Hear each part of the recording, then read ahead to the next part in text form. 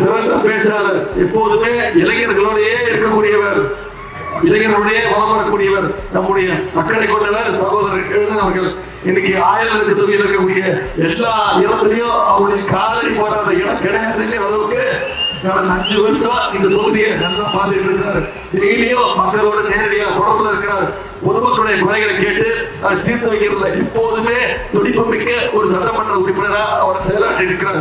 மக்கள் நேரில் வந்து குறைகள் சொன்னாலும் சேர்ந்த சோசியல் மீடியால தெரிவிச்சாரோ அதையும் உடனுக்குடன் கவனிச்சு அதையும் சரி செஞ்சிருக்கக்கூடியவர் தான் உங்களுடைய சட்டமன்ற வேட்பாளர் எழுந்தவர்கள்.